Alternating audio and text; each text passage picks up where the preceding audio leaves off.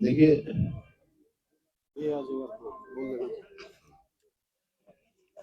आज हमारे जो बड़े भारी पूजनीय हुए नेता परशुराम जी का पुण्यतिथि है। आज ऐसे व्यक्ति विरले पैदा होते हैं, उन्होंने सारी उम्र किसान की, मजदूर की आवाज उठाई, सेवा करी, उनको मेरी श्रद्धांजलि है। आप सब साथी यहाँ आए हैं, बातें तो और भी होंगी सारी। कई कार्यक्रम हैं। एक तो जो केंद्र सरकार नया कानून लेके आई है मनरेगा को हटाकर, एक ये वीबी जी राम जी के नाम से ये है, तो केवल नाम ही नहीं बदला। नाम बदलने की तो उनकी राजनीति है ही बीजेपी की। हर चीज का नाम बदलेंगे, ये सोचे भाई नाम बदल के लोगों को कुछ नया दिखाएं। नाम नहीं, उसकी मंशा ही बदल। जो ये 2006 में लागू किया था डॉक्टर मनमोहन सिंह जी के टाइम में, सोनिया जी के टाइम में, वो किया था गांधी जी के नाम से विश्वास रखा। गांधी जी का जो सपना था ग्राम स्वराज, वो पूरा करने के लिए गांधी जी चाहते थे गांव में ही लोगों को कार्य मिले और कोई वो ना रहे। ये उसमें जो मजदूरी थी, हालांकि उस समय हरियाणा सबसे ज्यादा मजदूरी देता था देश में, 100% सेंट्रल गवर्नमेंट देती थी, 10% जो है वो इंफ्रास्ट्रक्चर का स्टेट गवर्नमेंट करती थी या पंचायत करती थी। तो पंचायत को ये था अधिकार कि क्या काम कराना है, क्या क्या नहीं कराना है, और ये अनिवार्य था। यहाँ तो खैर इस भारतीय जनता बीजेपी ने तो मनरेगा को ही खत्म कर दिया था, एक से कोई उसका नहीं है। हमारे यहाँ 8 लाख रजिस्टर्ड थे मनरेगा के वर्कर हरियाणा में, और इन्होंने कुल 100 दिनों का जो है वो दिया कार्य 2100 आदमियों को। और कानून ये प्रावधान है, जब अगर डिमांड पे नहीं दिया जाए, काम नहीं दिया जाए, तो उसको कंपनसेशन करना पड़ता है। पिछले 5 साल में एक को भी कंपनसेशन नहीं दिया हरियाणा में। तो इनकी मंशा तो साफ ही नजर आ गई थी कि जो ये कार्यक्रम है इससे इसको खत्म करेंगे। अब जो है 60-40 रख दी, 60% सेंट्रल, 40% स्टेट, और ना ही उसको वो दी लीगल शेप, लीगलिटी नहीं दी। और 40 साल पहले ही नहीं हो रहा, 10% में ही नहीं हो रहा हरियाणा से, 40% में कौन है? कोई प्रदेश नहीं दे पाएगा। खासतौर पर जो आर्थिक तौर पे कमजोर प्रदेश है वो कोई कार्य नहीं दे सकते। तो ये आज है, इसका हम विरोध कर रहे हैं। पूरे देश में विरोध इसका शुरू होगा और मनरेगा को फिर से लागू करने का काम। जिस तरह ये 3 कानून किसानों के लिए लेके आए थे, किसानों ने मजबूर किया इनको वापस लेने के लिए, तो कांग्रेस पार्टी इनको मजबूर करेगी ये जो नया कानून है उसको वापस।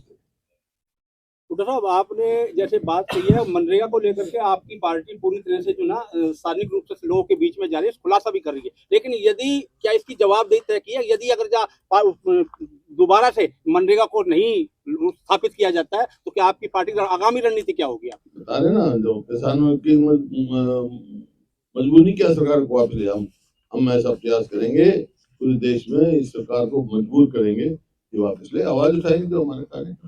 कल राम लड़ाई लड़ेंगे जी, जिस तरीके से भाजपा नेताओं के बयान आ रहे हैं, वो एक ही बात कहते हैं कि हर अच्छे काम की विपक्ष जो है वो आलोचना करता, उसका विरोध करता, भ्रांतियां फैलाने का प्रयास करता। अच्छा काम बताए ना क्या किया है?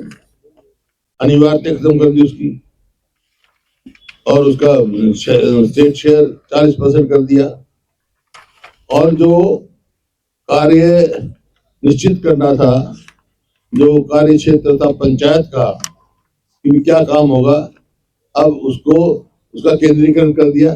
अब केंद्र फैसला करेगी और वही अलॉट करेंगे।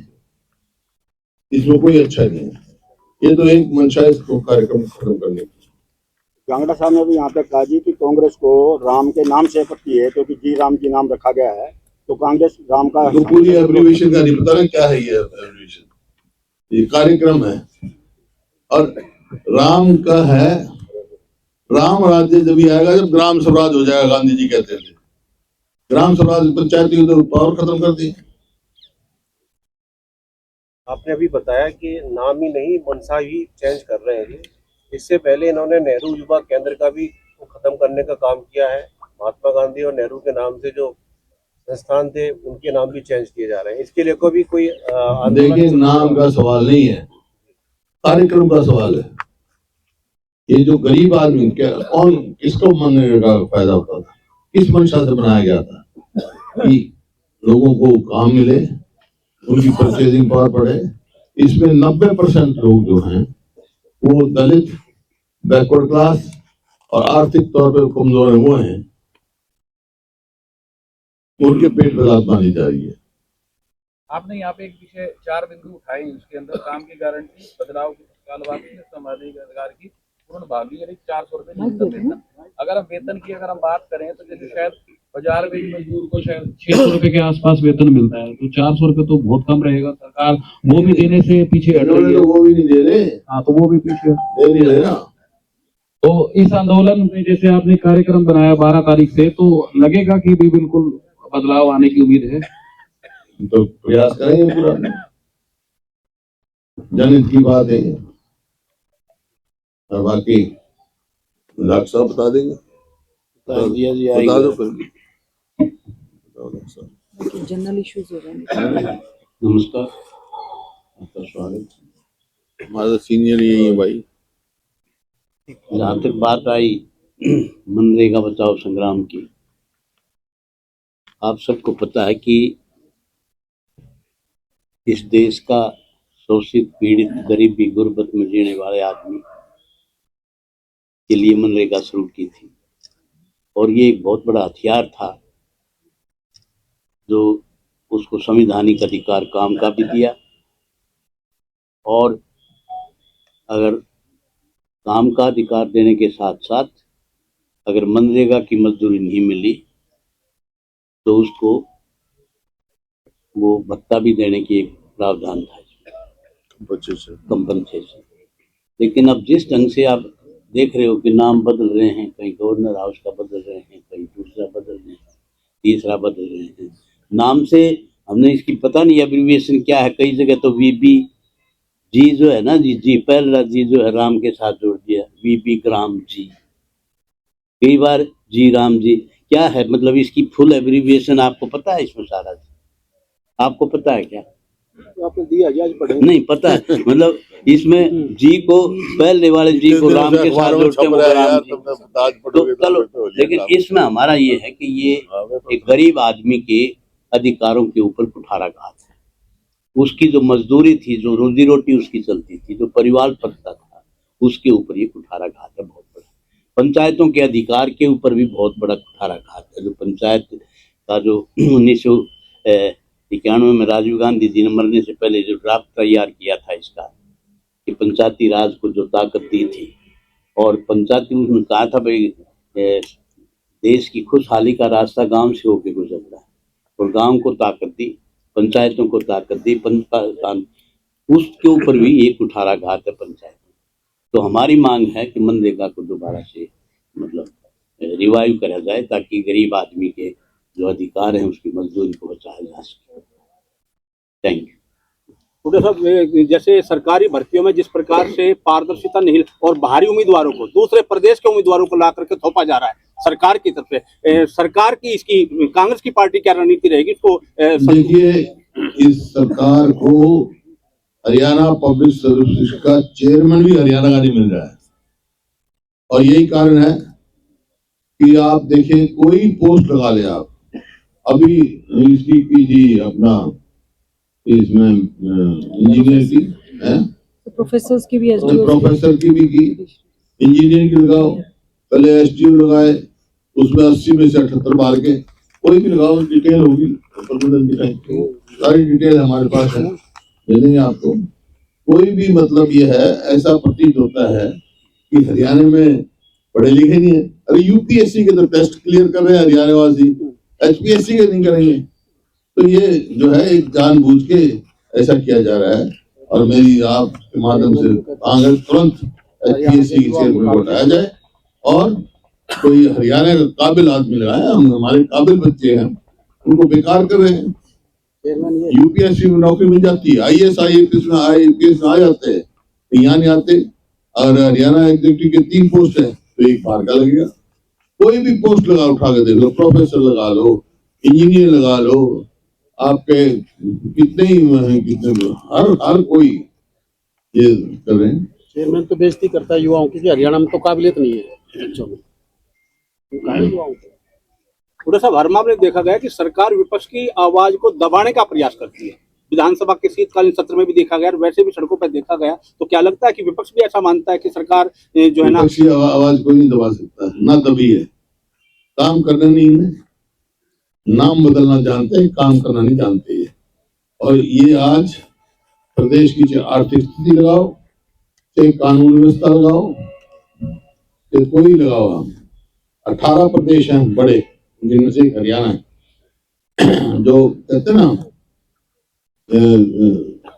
इसकी fiscal index, health fiscal index जो है उसकी हेल्थ की फिस्कल की हमारी आज 18 में से 14 नंबर पे, और कर्जा लेने में हम 18 से 15 पे। तो कर्जा ही कर्जा बढ़ रहा है। जब ये हमने सरकार छोड़ी 2014 में कांग्रेस पार्टी ने, उस समय हरियाणा प्रति व्यक्ति आय, प्रति व्यक्ति निवेश, कानून व्यवस्था, खेल और खिलाड़ियों में पूरे देश में नंबर 1 का था। आज कहां पहुंच गया? कहीं 14वें नंबर पे, कहीं 15वें नंबर पे। तो कानून व्यवस्था की तो बात ही धज्जियां उड़ी हुई है। कानून व्यवस्था नाम की तो चीज कोई है ही नहीं। ऐसा प्रतीत होता है हरियाणा में सरकार है ही नहीं, फ्री फॉर ऑल हो गया है। रोज आप देख रहे फिरौतियां मिल रही। देखिए, अपराध 2 किस्म के होते हैं। एक अपराध होता है अनऑर्गेनाइज्ड और एक अपराध होता है ऑर्गेनाइज्ड। अनऑर्गेनाइज्ड अपराध होता है जैसे टेनेंटर किराएदार मालिक में झगड़ा हो जाए, भाई भाई में झगड़ा हो जाए, कोई एक्सीडेंट हो जाए, इस किस्म के तो है अनऑर्गेनाइज्ड अपराध। ऑर्गेनाइज्ड अपराध होते हैं जो गैंग चलाते हैं, जो हरियाणा में हो रहा है, जो फिरौती मांगते हैं, कत्ल करते हैं, ओन करते हैं। तो हमने फलाने गैंग के आदमी ने किया, फलाने गैंग, इस किस्म के 50 से 60 गैंग आज हरियाणा में ऑपरेट करें। ये मेरा नहीं है, होम मिनिस्ट्री की सोशल प्रोग्रेसिव इंडेक्स होती है और रिपोर्ट बनती है, उसमें हरियाणा पूरे देश में सबसे ज्यादा असुरक्षित प्रदेश है। होगी। और जो इंडस्ट्रियल डेवलपमेंट है, इसमें रिजर्व बैंक ऑफ इंडिया की रिपोर्ट आई है, उसमें हरियाणा में 18 से लेकर तक 1500 1400 कुछ जो है यूनिट्स शिफ्ट कर चुकी। पंजाब में बढ़ रही है और हमारे घट रही है। ना इंडस्ट्रियल डेवलपमेंट आ रही है, ना बच्चों को नौकरी मिल रही है। जितनी सैंक्शन पोस्ट है, चाहे यूनिवर्सिटी हो, चाहे और 50% खाली पड़ी है। जो एक शिक्षा का हब बन रहा था हरियाणा, वो पिछड़ रहा है। तो ये सरकार बिल्कुल विफल सरकार है।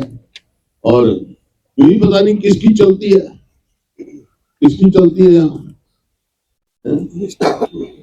बाहर के लगे। ये देखो, असिस्टेंट प्रोफेसर पॉलिटिकल साइंस 18 में से 11 बाहर के, एसडीओ इलेक्ट्रिकल 80 में से 78 बाहर के, एसडीओ इलेक्ट्रिकल 99 में से 77 बाहर के, लेक्चरर ग्रुप टेक्निकल एजुकेशन में 157 में से 103 बाहर के, और 5 एफसीएस एग्जीक्यूटिव ब्रांच 3 में से 1 बाहर का, एचपीएससी डिस्ट्रिक्ट हॉर्टिकल्चर ऑफिसर 26 में से 12 बाहर के। बता देते डॉक्टर साहब तो वहां एग्रीकल्चर यूनिवर्सिटी पढ़े हैं हमारे।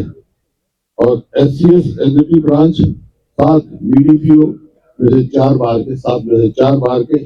और इससे पहले भी कितने ही आए थे, कितने ही आप देख सकते, कितनी पोस्ट डाल सकते इधारे। हॉर्टिकल्चर डॉक्टर साहब हरियाणा एग्रीकल्चर यूनिवर्सिटी टॉप की यूनिवर्सिटी है, टॉप थी, इसका मतलब हमारे बच्चे वो भी लग सकते। ऐसा टाइम था जितने ग्रेजुएट थे सबको आईडी लगाया था हमारे समय, कोई नहीं बचा था। ये बाहर से ले रहे, ये कहीं भी लगाओ, ना कानून व्यवस्था है, ना आर्थिक स्थिति है, ना नौकरी है, बेरोजगारी में हरियाणा वहां पर टॉप है। साहब सरकार के एक लंबे समय बाद कांग्रेस के संगठन को दोबारा से खड़े करने की कोशिश की गई, जिलाध्यक्ष बन गए, लेकिन कार्यकारिणी अभी तक नहीं बन पाई। बन जाएगी, कार्यकारिणी भी बनेगी, ब्लॉक के अध्यक्ष भी बनेंगे, जिला कमेटियां भी बनेंगी, जिला के बनेंगे। इतने साल से नहीं था ऑर्गेनाइजेशन, थोड़ा समझ लीजिए। हुड्डा साहब, इस सरकार में कर्मचारी यूनियन बड़ी सशक्त होती गई हरियाणा के अंदर, वो धीरे धीरे बिल्कुल कम होती गई, ना उनकी कोई मांग मानी जा रही है। आप लोग कह रहे हैं कि वोट चोरी करके सरकार बनी है। आम आदमी ये जानना चाहता है कि ये सरकार का विकल्प कैसे क्या होगा ये, क्योंकि इनकी तानाशाही, कर्मचारी यूनियन जो बैठते भी हैं वो भी नारेबाजी करके इनकी तानाशाही के खिलाफ आवाज उठाते हैं। आप लोग कह रहे हैं कि ये वोट चोरी के कारण ये बनते हैं, तो आम जनता ये पूछ रही है इनका विकल्प क्या है? विकल्प जनता ही है, जनता उखाड़ के फेंकेगी इनको, समय आने दो। हमारा विपक्ष का काम है, हम लोगों तक ले जाएंगे, एक माहौल बनाएंगे। अब सवाल इस बात का नहीं है, राहुल जी ने उठाया, उन्होंने वो आपके सामने आया, लेकिन एक साल का मेरा ये जवाब देते हैं। मेरा जवाब इलेक्शन कमीशन नहीं देगा क्या कि 5 तारीख को वोटिंग पड़ी और 5 तारीख को 9:15 बजे या 9:10 बजे इलेक्शन कमीशन ने डिक्लेयर किया कि हरियाणा में 61% वोट पड़ी है, 61.09 या 19 ऐसा कुछ, 61। और 6 तारीख को सुबह कह दिया नहीं, 65.65 पड़ी, कोई बात नहीं, 1% पड़ जाता है, इतना फर्क नहीं। और 8 तारीख को कितनी है? 7 तारीख को 9:15 बजे रात को कहते हैं नहीं, 67.90 67.90 वोट पड़ी है। 7% वोट का पोलिंग वाले ने खत्म 10:15, जबकि आजकल डिजिटल है, कहीं का कहीं बता करते 7% का वोट का कहीं अंतर नहीं हुआ है। क्यों हुआ अंतर? इसका जवाब दो, क्यों दे रहा है इलेक्शन कमीशन जवाब? नहीं, आपका कहने का मतलब है कि पोलिंग हुई है, पोलिंग के बाद जो चुनाव परिणाम, उसके बाद से 3 बार चुनाव आयोग अपने बयान से पलटा है। हाँ, तो रिकॉर्ड की बात है, हमारे पास रिकॉर्ड है, टाइम दिया हुआ है, इलेक्शन कमीशन का अनाउंसमेंट है। 7% का था। देखो, पोलिंग के बाद आज तो डिजिटल है, 1-8% का तो फर्क रह जाता है, एक आधा बूथ रह जाए, कोई आ जाए, कहीं झगड़ा हो जाए, रीपोलिंग हो किसी बूथ को, तो हो सकता है। लेकिन 7% वोट का, जबकि कांग्रेस का और बीजेपी का अंतर 0.5% वोट, भाई 39.9 इनके हैं, 8 या 9, 39.45 हमारे हैं, मतलब 0.5% का अंतर है। 7% का वोट पोलिंग है, तो जवाब क्यों नहीं दे रहा इलेक्शन कमीशन? उसको आगे आना चाहिए, एक्सप्लेन करना चाहिए। अब हम अगर एक्सप्लेन कर दे तो हम भी तसल्ली कर लेंगे, यहाँ ठीक हमारे जवाब तो दे। कैसे बढ़ गई मशीन की वोट पड़ने और मशीन में वोट पड़ने लगी क्या? ये कई सवाल हैं, तो इलेक्शन कमीशन को जवाब देना चाहिए, वो नहीं दे रहा है, इसी वास्ते उसकी जो है उस पे question mark, credibility election commission की कहीं ना कहीं क्वेश्चन मार्क। सबसे बड़ी बात सर, एक नशे को लेकर बहुत विषम परिस्थितियां होती जा रही हैं, खासतौर पर गाँव में भी स्थिति, बच्चे जो यूथ है, स्कूल गोइंग बच्चे भी हैं, स्कूल गोइंग बच्चे भी नशे की चपेट में बहुत ज्यादा आ रही हैं, और उसकी तरफ कहीं पे भी कोई ध्यान नहीं दिया जा रहा, जबकि सरकार उस चीज को उस तरह से स्वीकार नहीं कर रही। यही तो ऑर्गेनाइज्ड क्राइम, यही तो है ऑर्गेनाइज्ड क्राइम। और क्या है? सब मिले। नशा जो है, किसी ने किसी को संरक्षण मिल रहा है ना, नशा कहां से आ रहा है? किसी ने कहीं से संरक्षण मिल रहा है ना, पहले नहीं था। पहले पंजाब में बहुत ज्यादा नशा आ गया, पंजाब में डेथ होती थी, वहां की युवा पीढ़ी सारी बर्बाद होगी। लेकिन हमारी सरकार बनी, हम नई नीति लेके आए, खेल नीति लेके आए, ताकि युवा पीढ़ी का ध्यान कंस्ट्रक्टिव रोल रहे उनका। उनको इंफ्रास्ट्रक्चर पैदा किया हमने, सब स्टेडियम बनाए, इनसे स्टेडियम मेंटेन नहीं हो रहे। 2 युवा खिलाड़ी मारे गए सिर्फ इस बात के लिए, उनके बास्केटबॉल के वो नहीं बदले गए, स्टेडियम की कोई रख रखाव नहीं। और जो नीति थी पदक लाओ पद पाओ, वो भी इन्होंने कभी एक भी डीएसपी लगाओ तो बताओ, प्रोत्साहन देना पड़ता भाई। तो नशा, सही बात है आपकी, बहुत ये जो है खतरनाक बात है, चिंताजनक विषय है हमारे लिए। सर एक आखिरी सवाल है मेरा कि युवा नेतृत्व को आगे लाने के लिए हरियाणा में कांग्रेस पार्टी की क्या ठोस योजना है? युवा आते हैं भाई, समय पे सब आगे आते हैं। हम कभी हम भी युवा में थे, ये कांग्रेस में था, ये कांग्रेस प्रधान रहा, ब्लॉक का प्रधान चेयरमैन रहा है, ये भी युवा था, डॉक्टर साहब भी युवा थे जो 7वीं बार बने हैं। हुड्डा साहब कोई भी हो, लेकिन युवा कहते हैं एकदम आपका चेहरा खिल जरूर चुका है। संजय भाई thank you sir, thank you. पूछ लो किसी से, डॉक्टर साहब से पूछ रहा हूँ, कुलदीप से पूछ रहा हूँ, गीता जी से पूछ रहा हूँ, सवाल पूछ लो भाई। मिलते रहते हैं जी, आप बहुत दिनों बाद आए हैं। कहा नहीं सकता। और पूछ लो सवाल जिससे पूछना है। सवाल तो वैसे रख के कर लेनी चाहिए बात।